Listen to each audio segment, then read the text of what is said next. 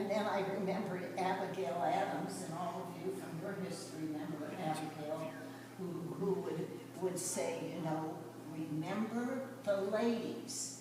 She'd keep writing that to John Adams as he was putting together the Constitution. He didn't listen very well because it took us a number of years after that Constitution to say women had the right to vote. We started out early in trying, Ralph was in Congress for 36 years. When he first went to Congress, Pat Nixon was the first lady. And I got a closer look at first ladies from then on. When finally I decided I'd do something about it, the Lord blessed me with a first lady who understood that I thought this history of first ladies was important, and that was, of course, my first lady, Hillary Rodham Clinton. Now she knew I was married to a man who was a Republican, but she said she thought it was a great idea. And I said, well, will you be an honorary chair? And she said, no, I'll be an honorary chair.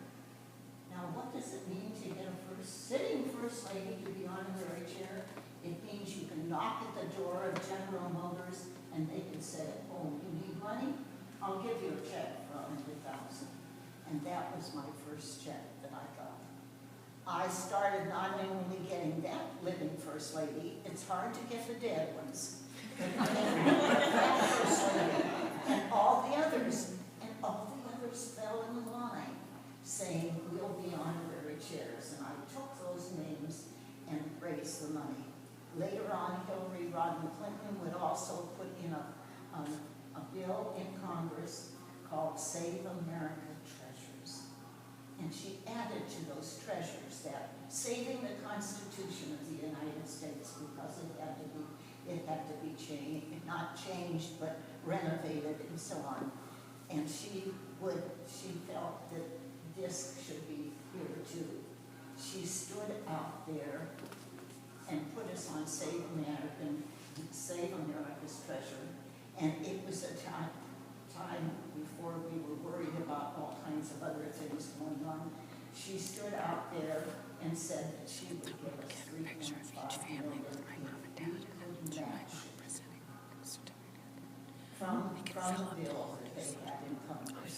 And that's how we got it all together. Well, we lost a very important gal who we honored. For years, we honored first women. We called it First Lady Salute First Women, and we raised money from those affairs that we had in Washington, usually at the Library of Congress. We lost Sally Ride. How many of you know who Sally Ride was? We knew her well, and we lost a great woman. But again, she was one of those women who had the courage to go forward to do something women had never done before. And our exhibit today, also I want to mention another First Lady who had a great part to play in our right to work, and that was Florence Harding. She was the one who said, women should vote. We have a right to vote. And she felt so strongly about women also getting paid the same amount as men did. Well, that hasn't happened yet. That she was with, who's the first lady here that wrote after Mrs. Garfield. Yes, Mrs. Garfield, as you know, Harding was shot, and they had when you look at the exhibit, they had a lot of